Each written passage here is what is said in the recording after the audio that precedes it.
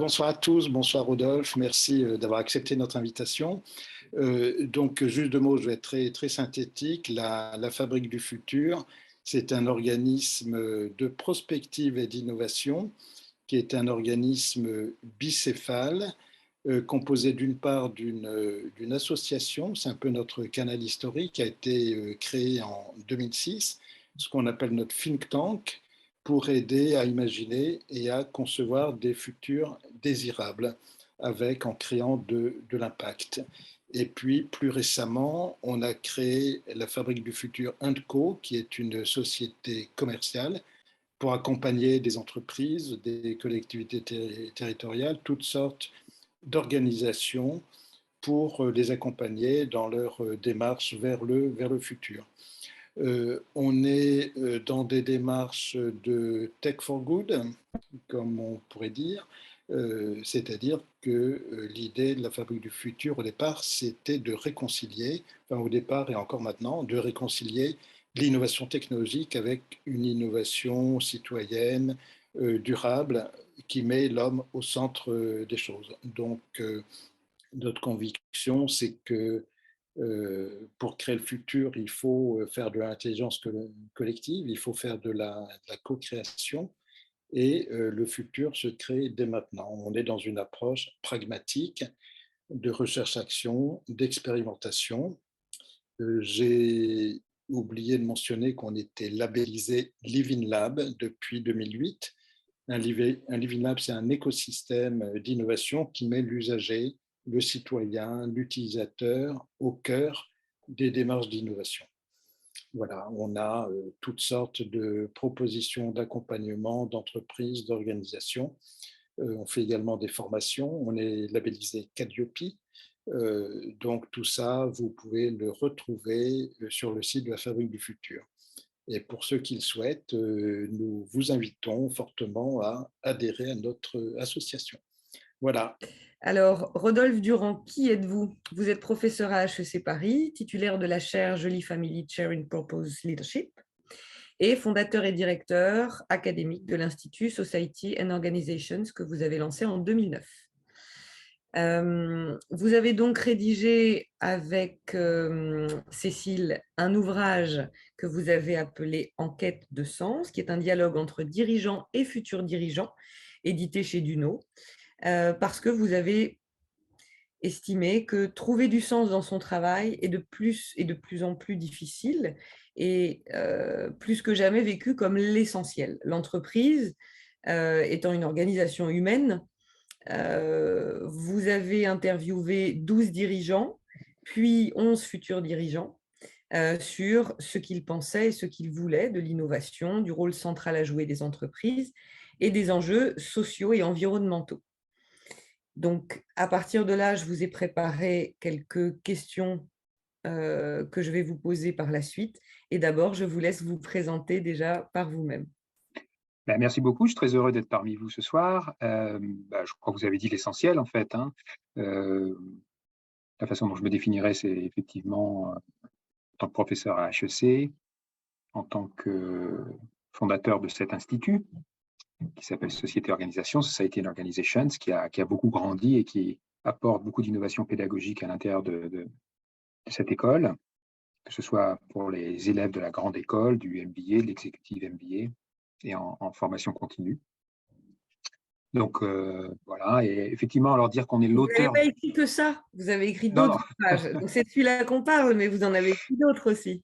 Oui, c'est vrai que mon intérêt, l'intérêt qui est poursuivi à travers Society and Organization et mon intérêt aussi de chercheur, c'est de comprendre en quoi et comment les organisations, celles qui sont à but lucratif, les entreprises, participent à la modification de nos attentes sociales.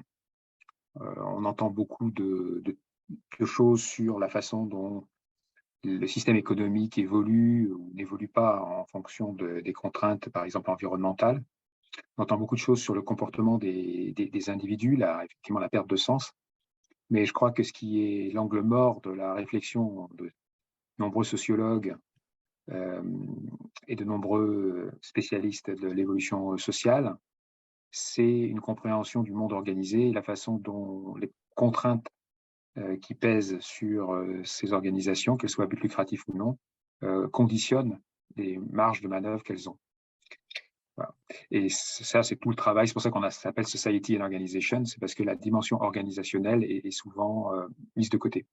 Donc, à travers d'autres ouvrages, j'ai écrit un livre qui s'appelle L'organisation pirate, il y a longtemps, avec Jean-Philippe Vergne, ou La désorganisation du monde. C'est un livre qui date de 2013, qui a anticipé beaucoup des transformations que l'on voit aujourd'hui, ou récemment, L'entreprise de demain avec Antoine Frérot.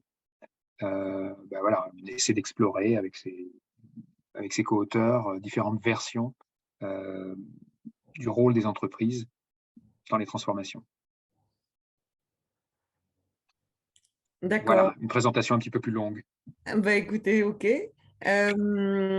Et votre co-autrice Cécile, avec laquelle vous Oui, avez bien sûr. écrit cet ouvrage en quête de sens, je crois qu'elle a une très bonne nouvelle à nous annoncer, et c'est pour ça qu'elle n'est pas là. Voilà, c'est-à-dire, alors, quand on dit qu'on est auteur du livre, alors dans l'introduction, on dit qu'on est plutôt les hôtes, puisque les auteurs sont les personnes que nous avons conviées à notre table d'hôtes.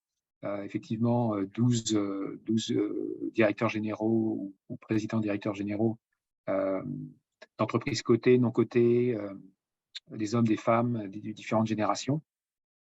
Et puis, Engagé en entreprise. voilà. Et puis des participants des différents programmes d'HEC, que ce soit à la grande école, des doctorants, des étudiants de MBA ou des étudiants de Executive MBA. Et tout l'intérêt de ce travail donc d'hôtes et d'hôtesses que nous avons eu avec Cécile, qui n'est pas là ce soir parce qu'effectivement, elle est congé maternité, donc c'était ça la bonne nouvelle. Notre rôle, c'était effectivement de faire se correspondre, coïncider, ou d'ailleurs ne pas coïncider, hein, parfois, les doubles témoignages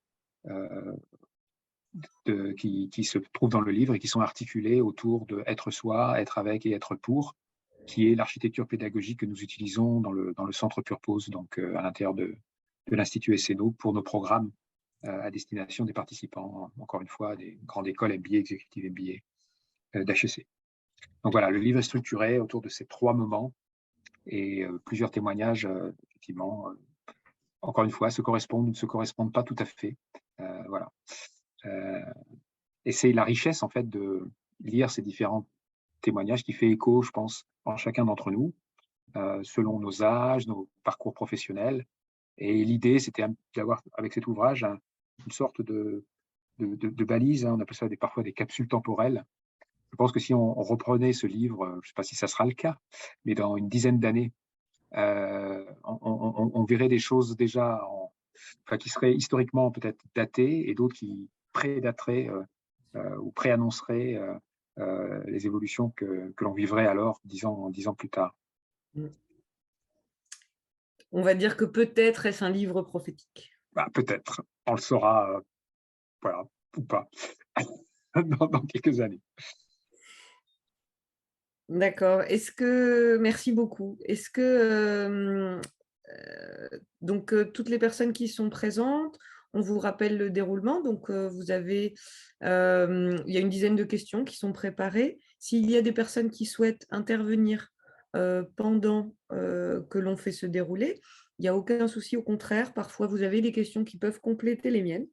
Donc vous pouvez lever la main et écrire dans le chat, dans lequel je vous ai mis quelques références et informations déjà, pour pouvoir repérer ce dont on parle. Et au fur et à mesure, on en tiendra compte et on vous fera intervenir. Voilà, Nicolas, tu peux lancer le déroulé, s'il te plaît? Merci. Alors, Rodolphe Durand, vous avez intitulé votre livre « En quête de sens ». Quel sens donnez-vous au mot « sens » dans cet ouvrage? Alors, ce qui est, je crois, intéressant, ça fait écho à ce que je venais de dire, c'est qu'on a de nombreux auteurs qui viennent de parcours très, très différents. Donc, vous pouvez avoir Antoine Frérot qui va poser la question de savoir le sens existe-t-il vraiment? Et pour lui, sa philosophie va être une philosophie plutôt matérialiste, au sens où le sens se bâtit au cours du chemin qui est parcouru. Donc, par conséquent, il n'y a pas une définition intrinsèque à ce que pourrait être ce sens, il n'est pas ontologiquement prédéterminé pour lui. Pour d'autres auteurs qui peuvent être, je dirais, inspirés par leur appartenance religieuse, et on a des témoignages qui sont intéressants à cet égard. Par exemple, Mecca Brunel, qui parle de sa religion d'origine, de son pays d'origine, l'Iran, et l'influence que ça peut avoir sur la façon dont le sens va être déterminé, ou d'autres, comme Hubert de Boisredon ou Hubert Joly, qui s'expriment librement sur leur foi chrétienne, vont avoir une définition du sens qui va être, elle, je dirais, ontologiquement définie par ces notions plus, on va dire, transcendantes ou transcendantales. Donc, je pense que le sens, il n'est pas défini à proprement parler d'une seule et même manière. C'est pourquoi ce livre choral permet à chacun de se retrouver ou de questionner ses propres définitions. Donc, c'est un livre vraiment d'ouverture, de rebond, qui ne le définit pas de façon, je dirais, qui ne le délimite pas, mais qui, par les témoignages des uns et des autres, fait percevoir, fait miroiter finalement des facettes différentes de ce terme, chacun d'entre nous étant évidemment plus à l'aise probablement ou plus conforme à l'une des facettes, mais tout l'intérêt c'est de justement montrer les autres facettes et de s'interroger soi-même sur cette définition. Donc si j'avais à en donner quand même quelques contours, c'est effectivement ce qui guide nos actions et ce qui permet de nous tirer vers le haut, vers le futur. On est dans la fabrique du futur, de nous aider à nous diriger et de nous réaliser, de faire en sorte que le récit narratif que l'on peut avoir de son parcours, de soi-même, corresponde le plus possible aux actions qu'on a menées. Donc d'éviter cet écart qui est douloureux, qui est coûteux psychologiquement ou psychiquement et qui mène beaucoup d'entre nous à des situations effectivement de souffrance avérée. Voilà comment je pourrais quand même donner une définition, mais je ne veux pas que ce soit une définition, mais disons un contour ou un socle autour duquel ou sur lequel la plupart des auteurs, enfin des co-auteurs, je pense, se retrouveraient. D'accord. Ce qui nous relie de toute façon, Rodolphe, c'est qu'on a tous les deux écrit sur le sens déjà. Donc le sens et le futur, je pense qu'on a été, voilà. Après, on l'a fait de façon un peu différente et je pense très complémentaire. Et ça, on s'en apercevra. Parce que jusqu'à présent, effectivement, en ayant regardé ce que vous avez écrit, et je pense que c'est très complémentaire. Voilà. Et en tout cas, c'est une belle démarche que vous avez faite auprès des personnes qui, justement, ont cherché du sens, je pense, dans leur... et qui sont encore en train d'en chercher beaucoup à cette période de grande démission, je crois. Et si en tout cas, ce qu'on a écrit sur le sens, vous et nous, ça peut les aider, c'est tout ce qu'on voulait. Voilà, c'est tout ce qu'on voulait. Alors ensuite, on a... Alors, attendez, parce qu'on a forcément des gens qui ont posé des questions. Dans le chat, on a Geneviève qui vous demande ce que... Alors, je vous laisse regarder dans le chat, Rodolphe. Oui, je le vois là. En futurologie cybernéticienne, on considère que le sens de l'évolution va de la matière vers le spirituel. Qu'en pense Rodolphe? Moi, encore une fois, je ne vais pas me... Parce que je trouve la beauté, si je puis dire, de l'ouvrage, c'est que justement, on ne va pas le définir de façon trop... Enfin, tout l'intérêt du livre, c'est de montrer ces différentes facettes. Donc, moi, mon opinion en tant que telle, est-ce que ça va de la matière vers le spirituel, du spirituel vers le matériel? Est-ce que ça reste au niveau matériel et en fait une constitution, comme le dit Antoine Frérot, en fait, d'épreuves finalement qui s'auto-alimentent et pour donner finalement une ligne directrice que ex post, qu'après l'expérience, on se retourne et on voit finalement, tel le cours d'un fleuve, une certaine continuité. Moi, je dirais, chacun est libre et je ne voudrais pas fermer la définition à proprement parler. Le fait qu'il puisse y avoir plusieurs définitions du sens, c'est un frein à l'action, dit Philippe. Alors, je ne suis pas sûr que ce soit le cas au niveau individuel. C'est-à-dire que ce qui anime chacun d'entre nous, et à partir du moment où effectivement les actions nous permettent d'adhérer à ce récit narratif que nous devons bâtir pour nous-mêmes, de ce qu'on a fait de bien ou ce qu'on a fait de moins bien, et de pouvoir se regarder dans le miroir le matin, pour continuer à se reconnaître et continuer à tracer et à dessiner un récit de nous-mêmes et de nos expériences. Je pense que, quelle que soit la définition qu'on puisse le donner à ce terme, à ce sens, on s'y retrouve, et que par conséquent, les actions qu'on engage dans le futur continuent à tracer ce rapport entre soi-même et les promesses qu'on a pu se faire, et les promesses qu'on a pu faire aux autres, et le sens qu'on détermine. En revanche, je suis plutôt d'accord lorsqu'on va passer au niveau organisationnel. C'est-à-dire que si à l'intérieur d'une équipe, ou si à l'intérieur d'une entreprise ou d'une organisation, d'une association, comme vous le souhaitez, les définitions sont trop diverses, le lien, comme on l'observe souvent en théorie des organisations, va être le lien entre ces définitions du sens et l'efficacité de l'action va être un lien curvilinéaire, c'est-à-dire une courbe, hein, c'est-à-dire que avoir qu'une seule définition du sens peut se priver finalement de la diversité des opinions et réduire peut-être les opportunités.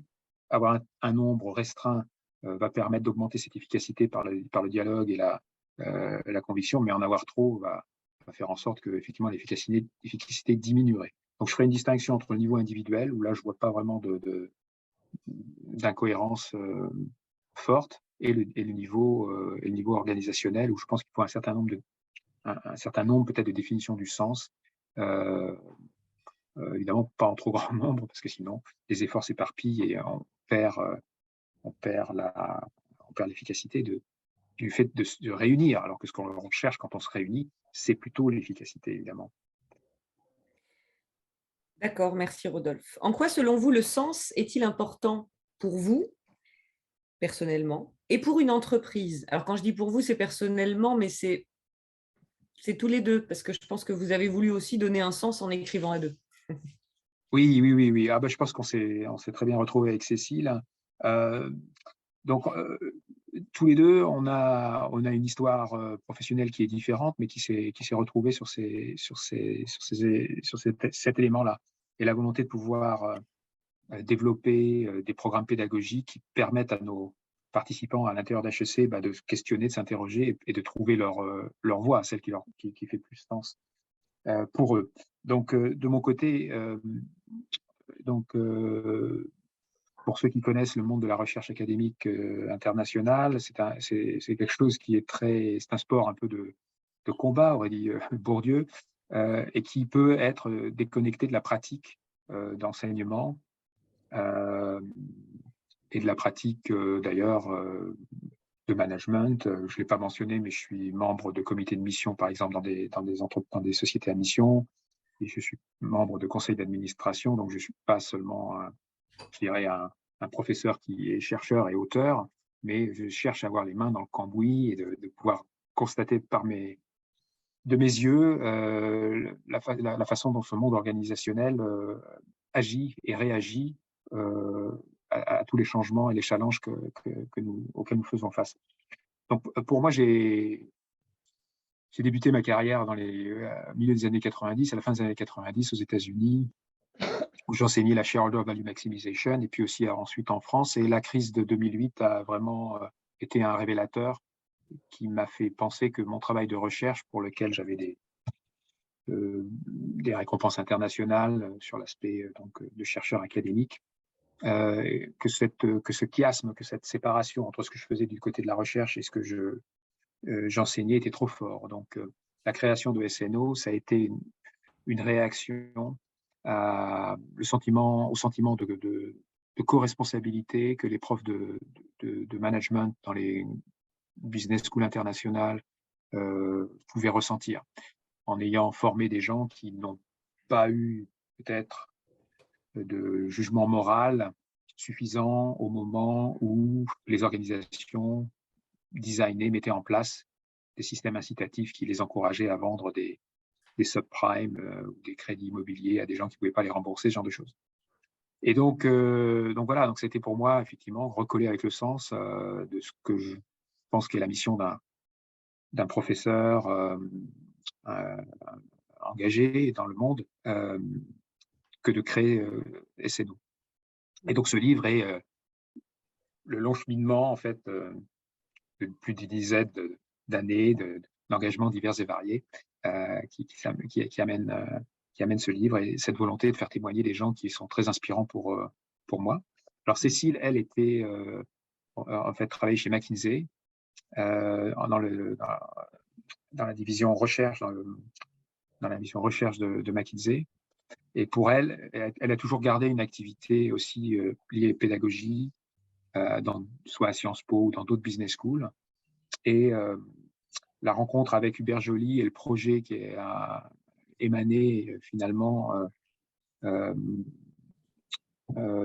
au sein d'HEC, de l'Institut Société Organisation, de ce projet autour du purpose, autour du sens, eh bien, lui a beaucoup plu et elle a décidé finalement de s'engager pleinement dans cette mission-là. Donc pour nous, ce sens-là, c'est ne pas être normatif, c'est-à-dire ne pas dire qu'il n'y a qu'une seule définition du sens, que c'est celle-ci et c'est la bonne et qu'elle est appliquée et applicable à tous. Et c'est vraiment une œuvre pédagogique qu'on cherche à avoir. Donc le livre est un très beau témoignage de cela, où le matériel pédagogique qu'on crée, les cas d'entreprise que l'on écrit, les articles de recherche que l'équipe à l'intérieur du centre Purpose, donc du centre Purpose de l'Institut, nous développons, sont toujours tournés autour de cette multiplicité, de cette ouverture qu'on souhaite que chacun puisse avoir vers l'autre. Donc ça, c'est pour la première partie de la réponse. Alors pour l'entreprise, est-ce qu'il est important d'avoir un sens? Alors attendez, on va compléter ouais. par la question suivante justement. Ce que vous dites, c'est ça. C'est quelles sont les principales orientations à suivre selon vous en entreprise pour promouvoir le sens? Alors, ce qui est intéressant au moment où nous parlons, c'est que l'entreprise est sous le feu des questions et très contestée. Elle-même se dédouane des critiques qu'on lui porte en disant que elle ne fait qu'agir en fonction des… Parler des entreprises en général, là? Oui, oui, les entreprises en général, oui, les entreprises en général, c'est-à-dire le système capitaliste en général est quand même sous le feu de nombreuses critiques par rapport à une faiblesse de ses engagements par rapport au climat, au système extractif et qui exploite les ressources naturelles sans peut-être en payer toujours le coût. Enfin, c'est ce genre de critiques qui sont là. Donc, du coup, ce que je voulais dire par là, c'est que les dirigeants de ces entreprises cherchent à répondre aux critiques et aux attentes qui sont de plus en plus vives à l'égard des entreprises. Et donc, on voit des directeurs généraux, des CEO aux États-Unis qui se positionnent sur des questions sociétales, là où il y a 20 ans ou 40 ans, jamais des dirigeants d'entreprise se seraient positionnés. Des questions sur lesquelles jamais des dirigeants d'entreprise se seraient vraiment positionnés. Donc on voit bien que par touches successives, les individus à l'intérieur de l'organisation, surtout ceux qui ont évidemment voix au chapitre et du pouvoir dans ces organisations, ou bien qu'ils représentent, ces personnes qui représentent l'entreprise, sont forcés, sous un aspect de communication, à prendre des positions. Ça, c'est la première chose. Mais en fait, la question, c'est quelles sont les orientations à suivre selon vous pour promouvoir le sens? Alors, je ne suis pas sûr de bien saisir la question sur les orientations à suivre, ce que j'essayais de faire. En fait, quand je vous dis les orientations à suivre, c'est vous en tant que professeur, si vous aviez par exemple un bon conseil à donner justement à ces CIO qui se sentent perdus peut-être au milieu de toutes les critiques qu'ils reçoivent. Donc, c'était peut-être là où j'allais Voilà. arriver. Parce que la deuxième chose que je voulais signaler, c'est qu'au niveau juridique et au niveau de la fonction même de l'entreprise, dans le système économique, il y a beaucoup de questionnements sur, et on le voit en France avec la loi Pacte, par exemple, qui a créé justement les entreprises à mission. Donc, il y a un vrai débat qui s'est ouvert entre est-ce que la finalité de l'entreprise, c'est seulement la génération de profit, à qui doit revenir le partage de ce profit. On entend là actuellement les débats sur la taxation des surprofits, par exemple, donc ce qui pose la question de la définition de ce qu'est un surprofit. Et donc, cette discussion, au-delà des critiques apportées contre l'entreprise que je mentionnais avant, il y a aussi vraiment des réflexions sur quel est le rôle fondamental de l'entreprise. Et donc, par conséquent, les dirigeants d'entreprise, ils ont trois choix, je dirais. Le premier, c'est d'ignorer tout cela en disant, bon, de toute façon, shareholder value maximization, surtout si je suis une entreprise cotée, j'ai pas tellement à… Donc, je vais faire de la communication pour essayer d'atténuer peut-être certains messages ou certaines conséquences de certaines décisions, mais ça ne va pas aller vraiment au-delà. Donc, du coup, c'est de dire, bon, c'est une mode, ça passera. Une deuxième attitude, c'est de foncièrement questionner la mission de l'entreprise et sa destinée. Et dans cette branche-là, il y a deux sous-branches. Soit on en reste, donc on définit une raison d'être, on fait travailler le corps collectif interne, mais parfois aussi externe, autour de cette raison d'être qui va être ensuite communiquée. Et là, ça peut faire écho à ce qui s'est passé dans les années 90 sur ce qu'on appelait la mission de l'entreprise. En stratégie, on définissait strategic mission. En fait, on réinvente toujours les choses avec de nouveaux mots. Mais c'est très à la mode en ce moment. La raison d'être. Voilà, exactement. Mais il y a dans cette branche-là, de ces dirigeants qui se préoccupent de ça, il y a aussi la deuxième sous-branche, qui est celle des entrepreneurs et des dirigeants qui sont, je dirais d'une certaine façon, réellement engagés. Et c'est ceux-ci qui sont, je pense, qui n'existaient pas dans les années 90, qui sont ou qui étaient vraiment dans des niches et très peu visibles. Or, aujourd'hui, on a quand même de plus en plus de dirigeants en place, mais aussi d'entrepreneurs et de dirigeants en devenir qui, justement, s'orientent et qui vont proposer des raisons d'être où des négations vont apparaître. Par négation, je veux dire, par exemple, lorsque vous avez une raison d'être qui est « enrich, don't exploit », donc nourrissez, n'exploitez pas, c'est une négation. Il y a une négation, il y a un ordre, plutôt une interdiction, quelque chose à ne pas faire, qui est très différent d'autres types de raisons d'être où, on va dire, améliorer la vie. Les ikigai japonais, en général, sont très, très bien implantés dans les entreprises japonaises. Enfin, je me permets. Voilà. Oui, bien sûr, tout à fait. Donc voilà, les orientations, c'est de choisir un petit peu… mais les dirigeants, ils ont un conseil d'administration, ils ont des actionnaires, donc il est bien évident qu'après, là, par rapport à ces généralités, on pourrait rentrer plus dans le détail en disant le fait qu'il y ait un actionnaire majoritaire d'un certain type plutôt qu'un autre, quelle influence ça va avoir sur le board et donc sur la direction que va prendre l'entreprise. Est-ce que la façon dont… des gouvernances. Pardon ? Une transformation des gouvernances. Voilà, la transformation des gouvernances. Est-ce que la définition de l'entreprise qui est donnée permet en fait de redéfinir la raison d'être autour de certaines, comme je le disais tout à l'heure, interdictions, donc ne pas faire certaines choses, ou voilà. Qu'est-ce que ça veut dire après en termes de portefeuille d'activités? Est-ce que je dois céder certaines activités? Est-ce que je dois redéployer mon portefeuille en faisant des acquisitions? Voilà, des questions stratégiques que les boards, que les conseils d'administration se posent en fait. Bien sûr. À partir du moment où on a choisi une branche un peu, je dirais, engagée autour de cette question du sens. D'accord.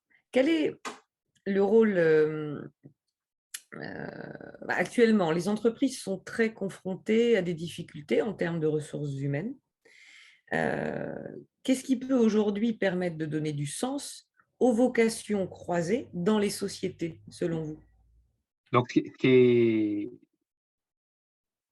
fabuleux, enfin, je dirais, pour un chercheur, mais aussi pour un praticien, c'est de voir qu'effectivement, le pouvoir de négociation qui était avant très clairement du côté de l'employeur l'est beaucoup moins aujourd'hui. Il y a des pénuries dans plein de secteurs. Le Covid a montré que finalement, les mœurs et les attentes changent vis-à-vis du travail. Bon, je ne vais pas faire la litanie de l'ensemble des secteurs qui sont touchés, mais on sait qu'il y a des centaines de milliers d'emplois qui sont non pourvus. En même temps, le chômage est à un niveau relativement faible, peut encore baisser sans doute, mais est encore relativement faible. Donc, qu'est-ce qui se passe? Ben, il se passe qu'effectivement, face à des crises dont on perçoit les effets de façon intime, c'est-à-dire si on passait son été à Gujan-Mestras cet été, on a pu voir ce que voulait dire le réchauffement climatique. Si on a dû rester, on était une jeune recrue euh, qui devait travailler dans un très beau bureau à La Défense, et on se retrouve pendant 18 mois à travailler depuis sa chambre dans son appart de 20 mètres carrés parce qu'on débute, on n'a pas rencontré ses collègues euh, en, en vrai, physiquement, sur le plateau du bureau. Voilà, si on était serveur et qu'on se rend compte que les week-ends, les soirées, bah, finalement, on n'a plus l'appétit ou la force de vouloir y retourner, on se rend bien compte donc, in fine, que c'est le sens du travail en tant que tel qui a été redéfini, et le sens que les individus donnent euh, à leur engagement, enfin sans connotation morale, à leur participation, je veux dire, dans le monde. C'est-à-dire que certains vont pouvoir avoir des attitudes qui vont dire bah, jouissons tant qu'il est temps, hein, c'est-à-dire que si le monde court à sa perte, eh ben, je vais profiter du temps que j'ai sur cette planète tant qu'elle n'est pas complètement détruite pour faire certains types d'activités. On a donc eu beaucoup de démissions. On a aujourd'hui ce qu'on appelle le silence quitting, donc des gens qui gardent leur job, mais qui finalement font le minimum, le strict minimum, donc qui sont à 20% de leur engagement précédent, en essayant de masquer le plus possible le fait qu'ils font complètement autre chose, mais en attendant que l'entreprise remarque en fait, qu'ils sont dans cette attitude finalement très passive. Donc il est de plus en plus indispensable pour l'entreprise de se poser les questions de qu'est-ce qu'elle procure à ses collaborateurs, comment est-ce qu'elle peut les faire. De plus en plus d'entreprises vont faire bénéficier d'intrapreneuriat, j'imagine. Oui, alors il y a Le plein de façons, rapport, de le faire. Donc d'abord, c'est de faire participer les personnes à la co-définition justement du sens. Donc tout à l'heure dans la sous-branche 1, où en fait il y avait surtout par rapport à la raison d'être, je dirais une démarche un peu marketing, plutôt tournée vers le consommateur que tournée vers les clients, disons, plutôt que vers les employés. Souvent, c'est des agences de com qui aident à formuler ça. Bon, ça a un intérêt, je ne dis pas que ça n'a pas un intérêt, mais c'est beaucoup moins engageant. Dans la sous-branche 2, les dirigeants qui donnent le voilà, son. dans la sous-branche 2, la co-construction avec un grand nombre de personnes de l'entreprise peut permettre de questionner beaucoup plus l'histoire de l'entreprise, ses activités et effectivement donc son futur. Et là, c'est plus engageant. Donc, c'est une des premières voies effectivement de mobilisation. Deuxième mobilisation, c'est évidemment le travail sur le leadership et la compréhension de ce qu'incarne en fait le leader, de l'écoute qu'il peut avoir ou qu'elle peut avoir, de la façon dont elle élève ou pas ses collaborateurs. Est-ce que ça fait partie de la culture organisationnelle? Est-ce que ça fait partie de sa culture personnelle? Ce sont ce genre de questionnements qui peuvent être mis à l'agenda et de réviser ce style de leadership si on estime qu'il ne coïncide pas avec les attentes des différentes personnes. Donc, il y a tout un tas de palettes, il y a toute une palette en fait d'actions qui peuvent être menées, de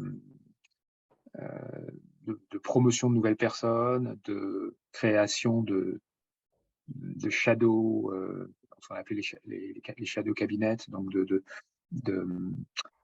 donner à la nouvelle génération en fait les manettes de façon plus ou moins virtuelle sur certaines décisions pour comparer avec les décisions qui sont prises par entre guillemets, les décideurs en place et de comprendre qu'il y a une distance qui se crée, qui n'est pas seulement une distance générationnelle, qui est vraiment pour le coup une distance en termes de sens qui se crée. Donc comment mieux les faire se rapprocher, comment percevoir de nouveaux hauts potentiels dans l'entreprise qui peuvent incarner ce sens. Voilà, plein de façons de Voilà, en fait, vous abordez tous les sujets, mais de façon très, très courte. Mais effectivement, c'est tout à fait ça. Et justement, en fait, selon vous, donc le rôle du chef d'entreprise dans cet écosystème de gouvernance est très important pour créer du sens. Et selon vous, est-ce que le sens est transmissible en entreprise?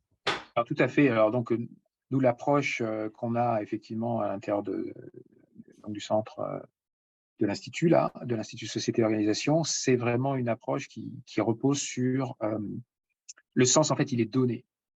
Il est donné par les collaborateurs. Donc, c'est une sorte de Un leitmotiv? non, ce que je veux dire, c'est une attribution. D'accord. C'est une attribution par les collaborateurs aux personnes qui sont légitimes pour représenter l'entreprise. Donc, ça peut être un chef d'équipe, ça peut être la PDG, ça peut être le CFO, quiconque. Ce que je veux dire par là, c'est que donc par conséquent, il est éminemment transmissible. Donc, l'attitude du dirigeant, elle est cruciale. Donc, dans le livre, il y a plusieurs témoignages qui le montrent très bien. Bon, l'un des témoignages que peut-être certains d'entre vous connaissent le plus et le mieux, et il a aussi un chapitre dans le livre, c'est la façon dont Hubert Joly, finalement, provenant de ce système élitiste français, étant passé par les grandes institutions américaines, enfin des cabinets de conseil américains, Vivendi au moment de Jean-Marie Messier et d'autres, comment il s'est d'une certaine façon dépouillé de l'idée que le leader, enfin que le dirigeant doit être le sachant suprême autour de la table, combien ça lui a coûté en fait de faire cela, et comment petit à petit il s'est dépouillé de ses préjugés, de ses prénotions que nous sommes très forts en France à inculquer à nos jeunes dans les écoles de commerce ou d'ingénieurs. Donc c'est vrai que c'est par son attitude et par l'écoute qu'il a su avoir, par plein de petits trucs comme par exemple la carte sortie de prison qu'il a métaphoriquement emprunté au Monopoly pour dire, en fait, chaque année, tu as le droit de faire une expérimentation qui ne sera absolument pas reprochée si ça échoue. Mais voilà, donc émancipe-toi par rapport aux contraintes, fais quelque chose que si ça se trouve, sur lequel tu as déjà commencé à travailler, mais que tu n'as pas osé le dire parce que ton chef ne voulait pas nécessairement, ou que sais-je. Donc voilà, donc il a libéré beaucoup d'énergie. Donc ça, c'est très, très important. Donc le dirigeant a un rôle très, très important. Bon, un autre exemple que vous connaissez peut-être, c'est l'entreprise du 21e siècle sera politique ou ne sera plus, du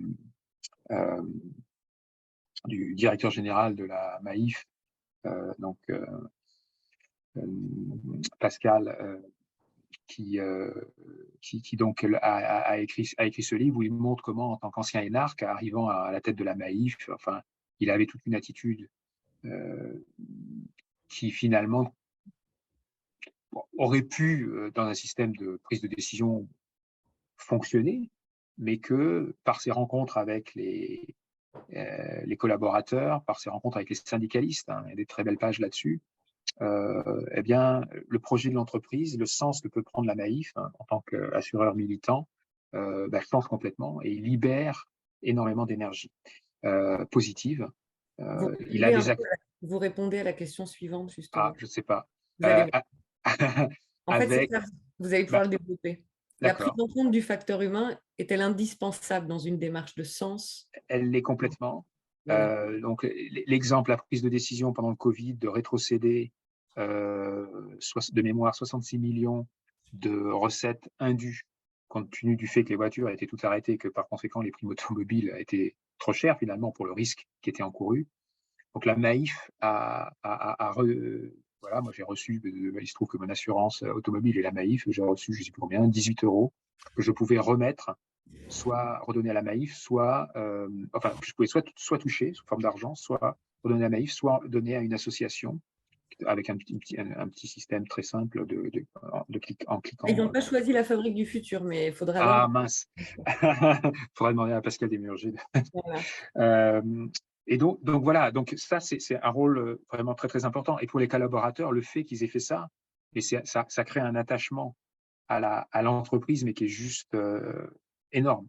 Parce que ça veut dire que c'est pas juste donc la sous-branche 1 de la communication, mais c'est aussi que lui-même, par rapport évidemment à son conseil d'administration, doit pouvoir dire, écoutez, oui, on s'est assis sur 60 millions de bénéfices, quoi.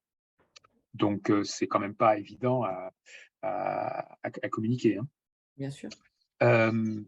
Et donc, l'approche qu'on a à l'intérieur du centre Purpose d'HEC, c'est de dire qu'effectivement, ce leadership fondé sur le sens, ce leadership responsable ou fondé sur le sens, est une attribution par les collaborateurs autour des paroles qui sont prononcées et autour des actes qui sont faits par leurs équipes, les membres des équipes ou des projets auxquels ils participent, mais aussi auprès, évidemment, du chef d'équipe ou du leader, ou je ne sais pas comment on peut l'appeler, d'équipe. Et ceci en cascade.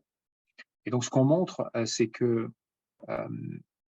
lorsque le leadership, enfin, lorsque les collaborateurs donnent des scores, attribuent des valeurs plus importantes à ce leadership fondé sur un accord entre les actes et une vision long terme, des objectifs qui sont pas changés en fonction des circonstances, mais auxquels on reste fidèle, que les promesses sont tenues, eh bien, on voit des choses qui se passent à l'intérieur des équipes, et la fierté, par exemple, d'appartenance qui devient plus grande, l'engagement qui devient plus grand, la confiance, non seulement en soi, mais aux membres de l'équipe ou des équipes projets dans lesquelles on se trouve, qui devient plus importante.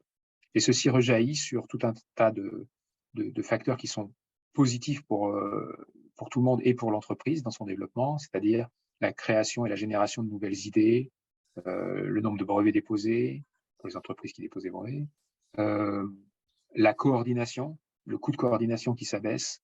Voilà tout ce qu'on peut observer là à partir du moment où les collaborateurs finalement déclarent, puisqu'on travaille à partir d'études d'engagement sur des centaines de milliers de réponses à ces enquêtes dans 1500 entreprises et des dizaines de milliers d'équipes, on voit ces effets-là se manifester. Donc oui, le sens, ça se réfléchit, ça se travaille et ça s'incarne surtout. Bien sûr. Le pire, c'est effectivement, imaginons que nous reprenons la sous-branche 2, là où on a fait tout ce travail de réflexion en travaillant avec les collaborateurs des multiples divisions, etc. Et puis les stakeholders externes, les parties prenantes externes. On arrive à la définition d'une raison d'être qu'on finit par décliner en disant que c'est notre boussole pour le futur. Et imaginons qu'ensuite ça reste au niveau de l'équipe dirigeante et que ça ne rebascule pas dans les comportements des différentes personnes qui animent cette entreprise, division par division, niveau hiérarchique par niveau hiérarchique. Et là, c'est une catastrophe, c'est-à-dire c'est un désamour, c'est une perte de confiance, c'est business as usual. Voilà. Et lorsqu'on sait qu'en moyenne, lorsqu'on questionne les collaborateurs, on estime qu'il y a à peu près 80% des gens qui ne sont pas réellement engagés dans leur travail, c'est-à-dire qui voilà, et puis on a 20% qui sont carrément complètement désengagés, là, ce dont je parlais tout à l'heure. Ça veut dire qu'il y a un réservoir de bien-être. Ben oui, il y a de bien-être à prodiguer, quoi, à toutes ces personnes, et pouvoir leur permettre de s'émanciper petit à petit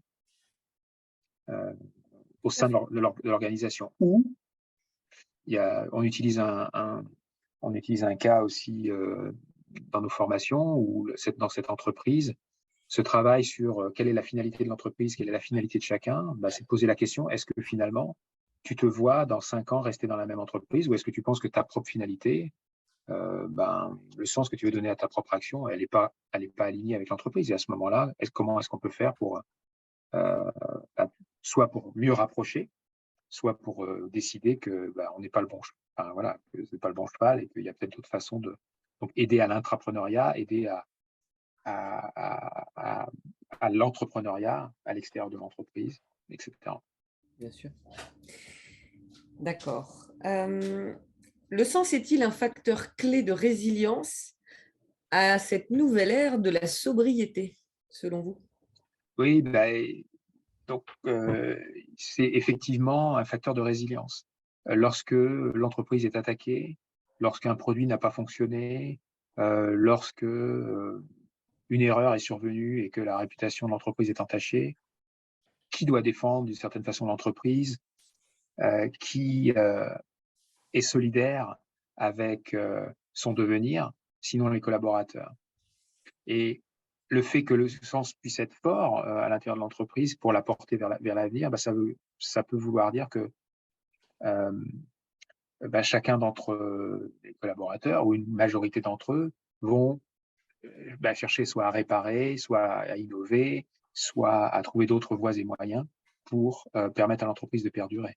Une entreprise qui n'aurait pas cette structure finalement et cette culture tournée autour de certaines valeurs, de certains objectifs, du respect de certaines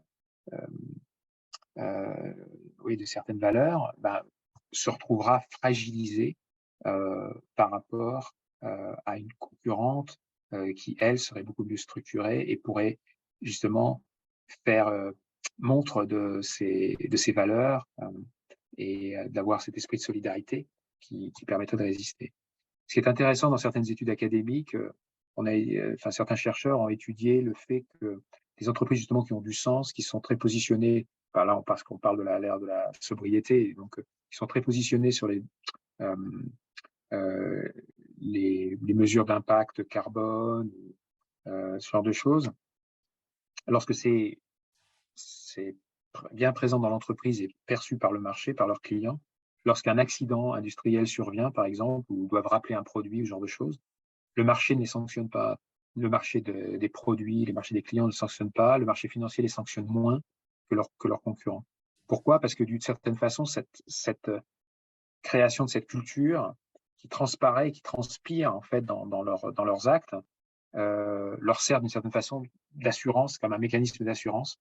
Et voilà.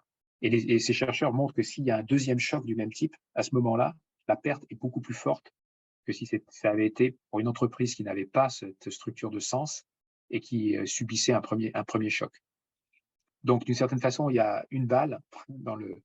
je ne sais pas si cette métaphore est très bonne, mais enfin, je veux dire, il y a un coup qui est moindre lors d'un pépin pour les entreprises donc elles sont plus résilientes. En revanche, s'il y a une répétition du coup, la répétition du choc, là, le coût va être très nettement supérieur à ce qu'il aurait été, parce qu'il y a un sentiment de trahison.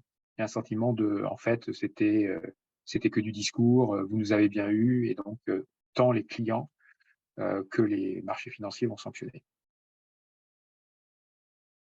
Ok, alors moi je vais vous poser ma dernière question et ensuite on va ouvrir aux questions de tout le monde. C'était pour pouvoir déjà ouvrir un petit peu à tout ce que vous avez déjà travaillé avec pas mal de monde quand même. Et là, vous allez voir, vous allez avoir d'autres questions. Très bien. En tant que directeur académique du Society and Organization Institute, quel est votre adage? Vous allez nous en trouver un qui fait 3-4 mots, 5 mots maximum, pour donner du sens à cette organisation.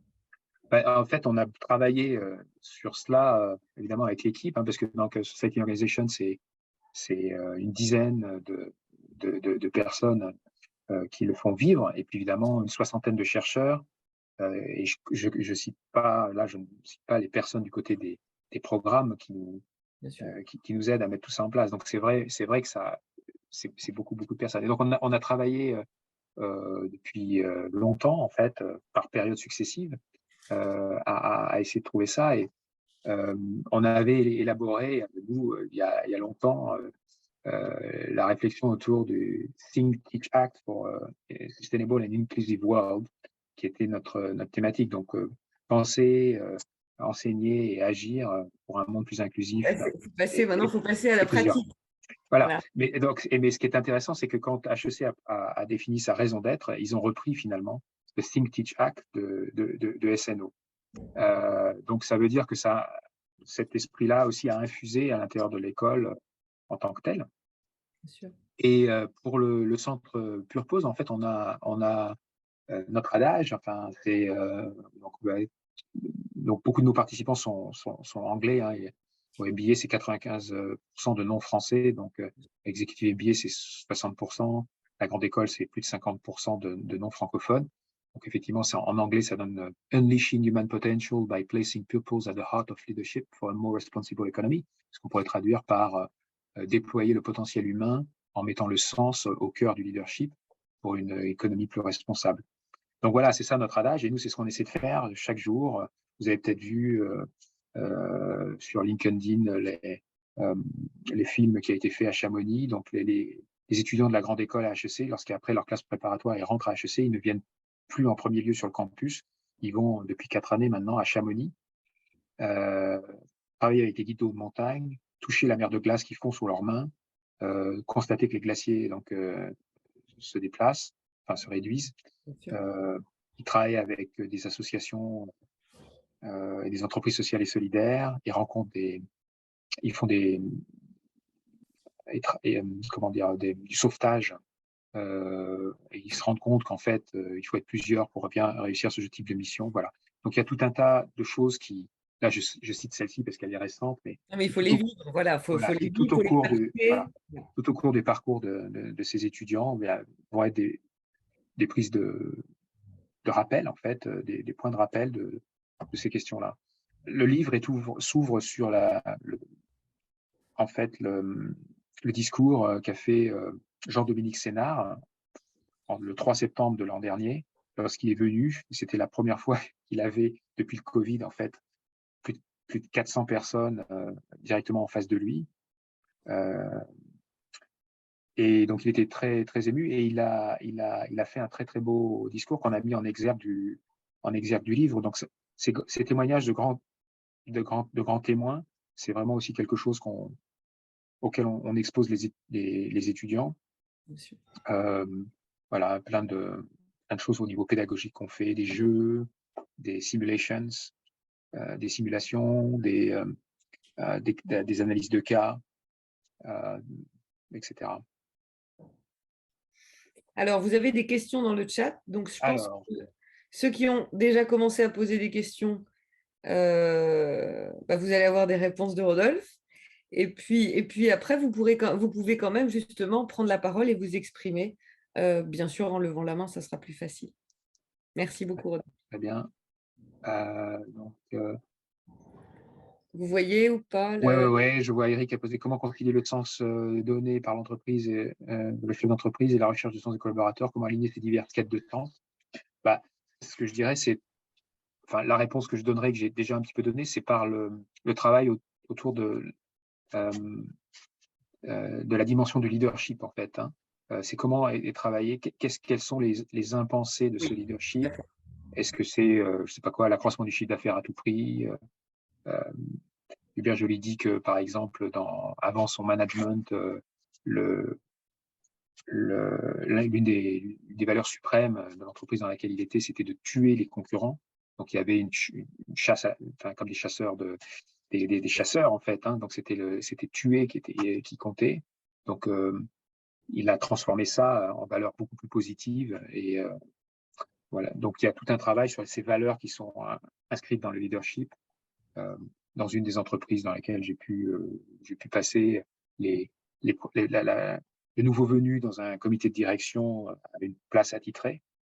Et c'est au cours des différents comités, il ne doit pas parler, au cours des différents comités, qu'il peut se déplacer et se rapprocher du dirigeant. Donc, il y a tout un tas de codes voilà. Donc, est-ce qu'on veut préserver, est-ce qu'on veut maintenir ça? Moi, j'ai pas nécessairement d'avis sur la question. J'en ai un, mais je veux dire, on s'en moque un peu de mon avis, mais ça dépend des structures et tout ça. Mais en fait, ça révèle quelque chose. Et là, clairement, on n'est pas dans l'autonomie, on est dans la conformité. Donc, ça veut dire penser différemment et exprimer ces différences. Dans ce type d'organisation, c'est pas possible. Donc, quels sont les risques auxquels s'expose l'entreprise si on maintient ce type de leadership? Ensuite,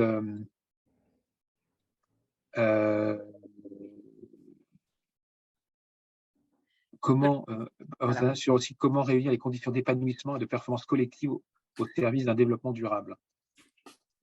Dans la question, je me permets, pardon, vous ne voyez plus, mais dans la question, je crois que c'est Anthony Frémaux qui a posé. Oui, c'est ça. Ouais. Je voudrais, Anthony, savoir si par développement durable, tu parles de développement durable de la personne dans son activité ou du développement durable en général, c'est-à-dire quelque chose qui est un peu difficilement défini actuellement, puisque les gens, en fait, au niveau du temps, c'est compliqué. Merci, merci Pénélope. Effectivement, justement, j'étais en train d'écrire une question sur un cadre de référence qu'on nomme les 17 ODD, les 17 Oui, bien objectifs sûr. de développement durable, et notamment l'ODD 17 sur le partenariat et la collaboration. Et ma question plus précise, elle est est-ce qu'à votre avis, ce cadre de référence ODD 17, c'est pas le moyen d'un nouveau type d'organisation du travail et de leadership au sein des entreprises? J'aimerais pouvoir répondre avec un oui franc et massif, mais il va pas l'être, quoi, vraiment. Non, je pense que les ODD, c'est un bon guide qui a permis de mettre vraiment sur la table de pas mal de dirigeants des réalités très concrètes. Je sais pas, le monde halieutique, de la perte des poissons, etc., les animaux, donc la biodiversité et plein d'autres enjeux sociétaux, beaucoup plus clairement dans leur mindset en bon français, donc dans leur cadre de référence. Mais ils ont déjà du mal à prendre le 13 ou le 5. Donc le 17 qui cherche à faire relier les uns aux autres et que les différents acteurs agissent de façon collaborative, je pense n'est pas encore complètement entré dans les mœurs. Beaucoup de dirigeants utilisent les ODD comme une façon de communiquer leur positionnement. Ils s'interrogent sur le positionnement. Tiens, mais quel ODD finalement on traite?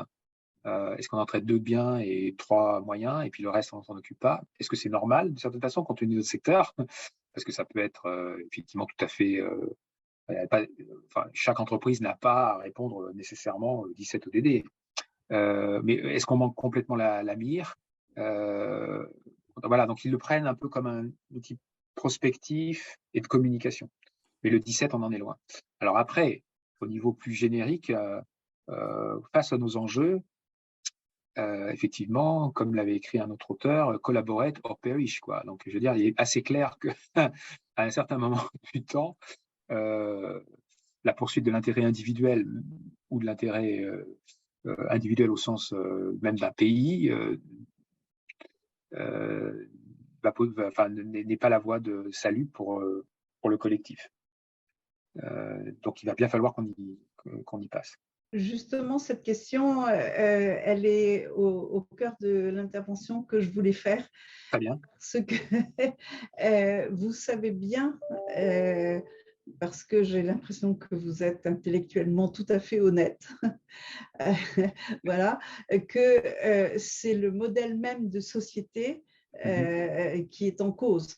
Hein. Et donc, moi, j'ai été prise à partie par des fonds d'investissement qui me disent, écoutez, il faudrait peut-être voir comment on pourrait s'affranchir des injonctions contradictoires qu'on nous fait. Hein. Et vous l'avez cité en toile de fond à plusieurs reprises, l'intérêt des shareholders et aux États-Unis, on a des exemples saignants. Hein, voilà. Moi, je me suis beaucoup intéressée au changement de civilisation et particulièrement, quels sont les mécanismes qui font qu'on est arrivé à un point de notre évolution où on a besoin de changer de civilisation. Donc, je vous invite à lire mes ouvrages, le dernier en particulier. Vous avez même le choix de la langue, donc en français ou en anglais, donc profitez-en. Donc, si vous voulez, si on regarde la Révolution française ou si on regarde comment dans une tribu de certains singes qui sont très proches de l'homme, les bascules elles se font de façon très rapide, mais avec un processus qui, lui, a pris ses racines bien en amont. La Révolution française, quand vous regardez comment le truc s'est allumé, une fois que c'est parti, ça a été effroyable. Hein, voilà. Hein, et chez les singes, quand le leader, la communauté finit par dire avec lui, on ne va pas le faire, et le pauvre chef, il se fait dégager dur. Donc, Voilà, donc moi j'ai l'impression que le travail que vous faites, je vous livre mon sentiment par rapport à mes travaux, hein. Le travail que vous faites, il contribue à, à- à creuser la faille qui fait qu'à un moment donné, ça va basculer. Hein. Et voilà. Et je voulais avoir votre réaction par rapport à ça, parce que moi, la séance que j'ai eue en juin dernier avec quelques dirigeants de fonds d'investissement qui m'ont dit, écoutez, madame, bon, vous avez l'air à peu près branché sur les problèmes de mutation sociétale. On a compris. Hein, il faut arrêter d'aller vers la conquête du monde, etc., pour aller vers un modèle que moi j'appelle symbiotique, hein, chacun le dit comme il veut, hein, où justement c'est exactement le message que vous délivrez. Hein. Si moi je vais bien, si mes voisins vont bien, ben, j'en profite, donc je vais bien, donc je vais m'arranger pour que mes voisins aillent bien, et comme ça moi-même j'irai bien. Hein, et ça change tout dans le modèle. Hein, voilà. La deuxième chose, c'est que on sort de la sédentarisation, donc notre problème maintenant, ce n'est plus de faire de la surproduction pour écraser les autres, mais c'est de développer du bien commun qui va permettre de développer des talents, des savoirs, et avec ces talents et ces savoirs, on va essayer de grandir, de maturer et de faire des choses plus qui nous élèvent de notre condition humaine. Hein, donc le modèle, voilà. Mais on est piloté par des instruments dont le PIB, les mécanismes monétaires, etc., qui sont dans l'ancien modèle. Donc il va y avoir une rupture. Hein, il va y avoir une rupture. Et quand je vous écoute, je dis, moi j'adore tout ce que vous dites. J'achète, il n'y a pas de souci. Et comment les dirigeants avec qui vous travaillez, qu'est-ce qui vous renvoie? Si je peux, ouais. Donc, effectivement, alors je suis peut-être un réaliste optimiste plutôt qu'un réaliste pessimiste. Moi, je pense que la grande différence qu'on peut faire avec ce qui s'est passé à la Révolution française, ou même dans d'autres révolutions, on peut parler de la Révolution russe ou d'autres, hein, c'est que le système qu'on a constitué depuis les années 80 est beaucoup plus intriqué, et beaucoup plus global, et d'une certaine façon, le monde organisationnel qui existe aujourd'hui, c'est-à-dire avec les producteurs, les financeurs, les parties tierces, les évaluateurs, les agences de régulation, etc., est beaucoup plus dense. Et j'associe à cette densité des propriétés de résilience. Et donc, moi, mon travail, enfin, ce que j'essaie de faire, c'est de comprendre comment on peut, par touches successives, qui passent nécessairement par la régulation, et la prise en compte des États, de leur intérêt commun, et notamment au niveau de l'Europe. Hein, c'est ce qu'on écrit dans le bouquin avec Antoine Frérot. On pense, enfin, je ne vais pas le mettre dans cette phrase, je pense que, en fait, on peut sortir de cette ornière, non pas par la révolution, mais par une évolution, effectivement, des règles, des systèmes de gouvernance, et par la formation. Voilà. Je ne sais pas si j'ai raison, hein. Peut-être que la réalité me donnera tort. Mais je reviens là des États-Unis, et donc de la côte ouest américaine, où entre San Francisco, Portland, Seattle, les conséquences du Covid sur les organisations et les entreprises de proximité a été juste simplement terrible, où le système assurantiel de protection sociale, évidemment, même dans des États démocrates, n'est pas du tout comparable à ce que nous, on peut connaître en Europe. Et le nombre de SDF, de personnes addictes au crack et autres drogues dans les rues, est pire que je ne l'ai jamais vu aux États-Unis, et j'y vais depuis 25 ans. Pourquoi je dis ça? Parce que ce que je pense, c'est qu'effectivement, on a probablement un modèle social et un modèle économique et une régulation à essayer de mettre en place en Europe. comme on le sait bien, au niveau géopolitique, les blocs asiatiques, américains et européens qui s'étaient imbriqués se désimbriquent. Et donc, ça veut dire, il ne faut pas le voir seulement comme une perte, mais plutôt comme une chance, peut-être de recréer. Voilà. Oui. Donc, voilà. Donc, moi, je vois ça dans cette perspective-là. Oui. Et donc, c'est pour ça qu'à ma petite échelle, effectivement, l'Institut SNO, et je ne crois pas qu'il faille être normatif, c'est-à-dire dire, je pense qu'il y a vraiment sa place, la radicalité a vraiment complètement sa place. Hein, vous voyez beaucoup de nos étudiants, quand je dis nos étudiants, pas que d'HEC, je veux dire des étudiants des grandes écoles qui prennent la parole, qui se positionnent, qui disent qu'ils ne veulent pas de ce monde-là. Je pense qu'il y a vraiment cette place pour la radicalité, et je la soutiens. Et il y a aussi de la place pour cette radicalité permet d'ouvrir en fait le champ des possibles et non pas de le fermer. Ça veut dire qu'entre ce qu'on fait est mal aujourd'hui et ce qu'on pourrait faire mieux demain et voire bien après-demain, cette radicalité permet d'ouvrir un éventail de possibles qui permet aux dirigeants actuels de se positionner par rapport à ça. Voilà. Et voilà, donc je vais peut-être me tromper, peut-être qu'en fait on va vers une rupture très très très brutale, une inversion des. Est-ce que vous apprenez à HEC à savoir mesurer les déficits d'engagement dans une entreprise, cela permettant de mieux rassurer les nouveaux arrivants vis-à-vis de l'écart des comportements? Alors oui, enfin donc dans les cours effectivement de OB, donc de Organizational Behavior et de ressources humaines, ces questions-là sont abordées. Et on présente effectivement les questions qui peuvent être utilisées. Donc, Care, Dare, Share, ça c'est un des mottos de HEC, effectivement. Ne faut-il pas maintenant introduire de nouveaux outils de gestion, probablement, ou de mesure de l'écart entre le sens voulu et la réalité du sens vécu? Alors, je pense que la question, c'est la question d'Henri Perret, je crois, c'est ça? Oui, c'est ça. Oui, c'est ça. Il a levé la main, donc je pense qu'il va la poser peut-être voilà, d'accord, différemment maintenant. Pardon, mais oui, j'ai oublié le mot outil. Oui. En fait, nous, on est une start-up et on cherche justement à donner du sens et surtout à l'instrumenter. Et quand je dis l'instrumenter, ce n'est pas pour être réglementaire avec des fouets et des tas de choses comme ça, hein, mais c'est pour introduire des nouveaux outils de gestion qui permettent de trouver le juste milieu. Parce qu'en fait, oui, bien sûr, c'est très bien d'aller vers de la RSE, du changement du monde et des tas de choses comme ça, mais on peut très vite aussi mettre l'entreprise en péril.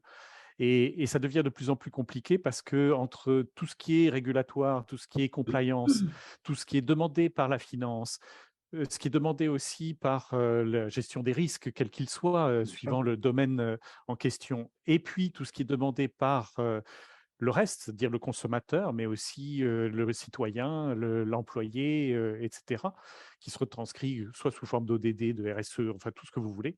Je pense que la tâche des décideurs, que ce soit au niveau dirigeance ou gouvernance, devient de plus en plus complexe, au point qu'il devient impossible maintenant d'avoir une vision qui rassemble véritablement tout le monde autour d'un axe stratégique ou quelque chose comme ça. Surtout quand on vit une crise à peu près tous les 6 mois, en gros, et une crise qui est extrêmement impactante. C'est pas juste une crise, ah bah oui, tiens, je vais retrouver mon cycle habituel de croissance, etc., 6 mois après. Donc, nous, on pense qu'il faut des nouveaux outils de gestion et que les ERP, CRM et tout ce que vous voulez aujourd'hui sont très bien pour assurer une partie de la gestion opérationnelle, mais si on veut véritablement instrumenter l'intention, instrumenter les intentions au milieu de tout ce panel des contraintes, eh bien, il faut d'autres outils qui permettent justement de trouver ce juste milieu, cette espèce de voie du milieu. Il peut y en avoir plusieurs. Ce que vous avez dit, c'est on ouvre en fait des panels, on ouvre en fait des possibles. Le gros problème, c'est comment fait-on pour choisir au milieu de ces possibles et quelle est la bonne voie et quels sont les bons critères. Ça, c'est le premier point. Le deuxième point, c'est comment on fait pour impliquer les opérationnels, parce que les opérationnels sont très souvent effectivement à subir des incantations contradictoires. Et malheureusement, on sait que ces incantations contradictoires, notamment quand ça touche le sens, c'est le burn-out assuré. Donc, voilà un peu ma réaction. Absolument, absolument. Alors, donc, il y a différents types d'outils où je sais qui se développent. Donc, évidemment, au-delà des questionnaires d'engagement annuels ou semi-annuels, il y a énormément de choses qui se déploient. Par exemple, autour de l'analyse sémiologique du sens, des mots et du vocabulaire et des syntaxes utilisées par les collaborateurs, que ce soit de façon concertée, c'est-à-dire dans des groupes de parole, ce genre de choses, ou que ce soit à travers l'étude de ce qu'ils peuvent dire sur les réseaux sociaux. C'est qu'il y a des outils qui permettent de faire ça. Donc, il y a après simplement des comment on appelle ça, des tableaux de bord,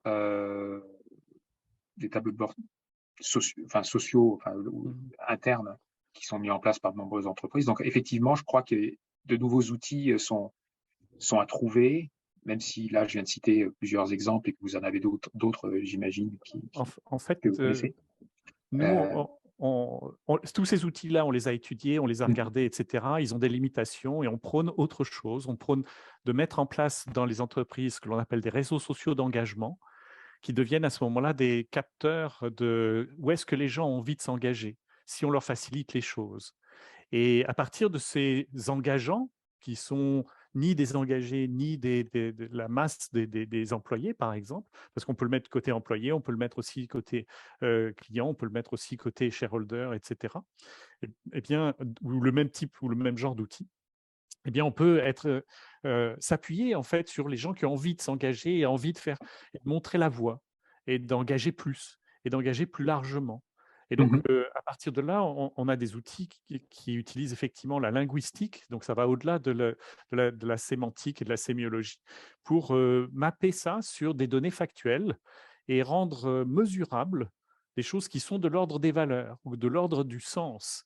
Et c'est quelque chose qui est extrêmement, extrêmement nouveau. On avait énormément de mal à faire ce lien entre ce que l'on appelait autrefois le qualitatif, le quantitatif, etc. Et donc, on est en plein dans cette recherche-là. Voilà.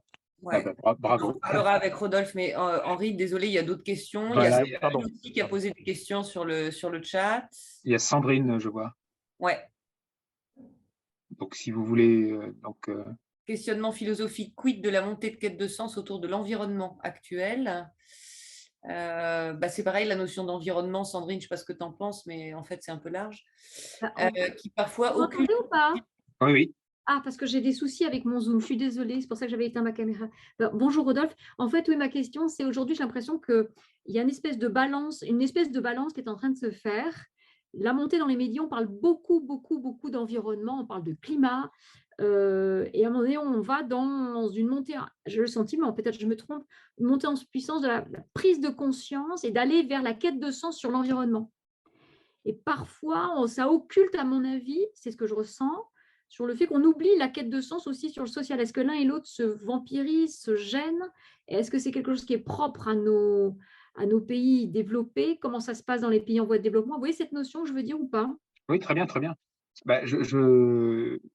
Je pense que ça dépend du stade de maturité de l'entreprise. J'ai l'impression que les dirigeants que je rencontre, que ce soit dans des grosses ou des plus petites entreprises, voient, et donc c'est pareil pour les collaborateurs, voient dans l'environnement quelque chose qui est plus mesurable et directement observable. Et donc c'est vrai que c'est plus facile de remplacer les gobelets en plastique pour l'impact par des fontaines à eau, ou les bouteilles d'eau en plastique par des fontaines à eau, tout un tas de tâches, remplacer les ampoules, les systèmes électriques, et tout ça, qui vont avoir un impact mesurable et qui peut avoir donc des conséquences favorables pour les employés, bien sûr, mais pour les clients, pour la balance sheet, pour le bilan, le compte de résultat et le bilan. Si je réduis ma consommation électrique en ce moment, effectivement, voilà. Donc, je pense que c'est ça. À partir du moment où l'entreprise va être un peu plus mature sur le sujet,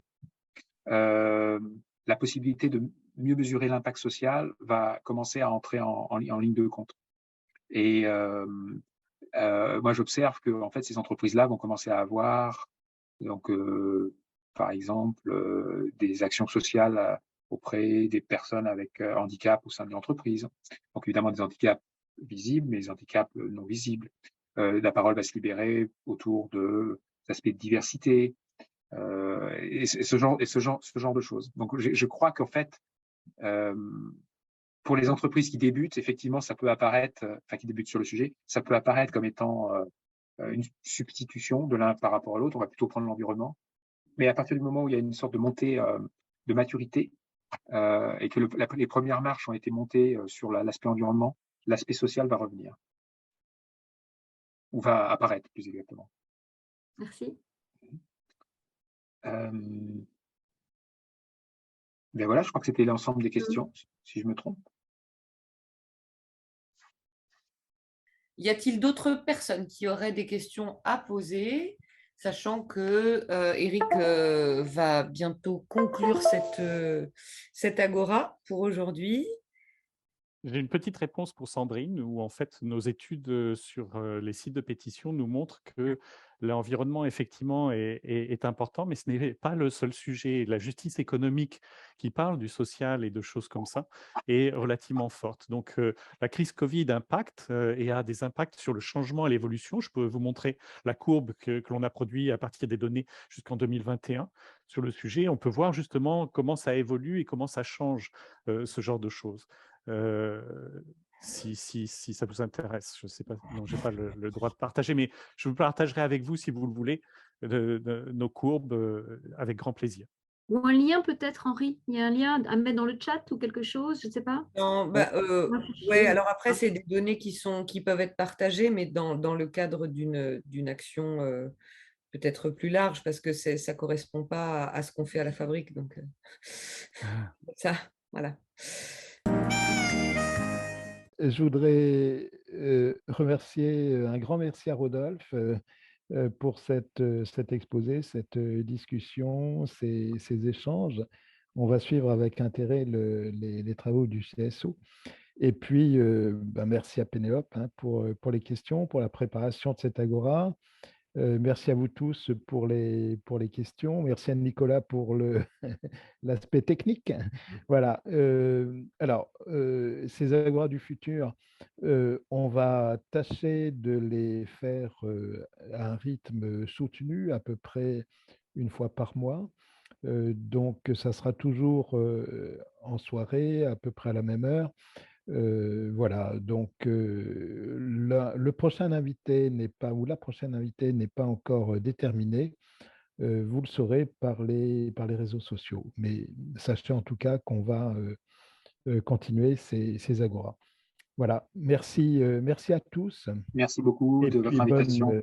Merci beaucoup, Rodolphe. Bonne Merci, soirée. Rodolphe. Salut. C'est magnifique. Bonne soirée. Merci à tous et bonne soirée aussi. Salut, Pénélope.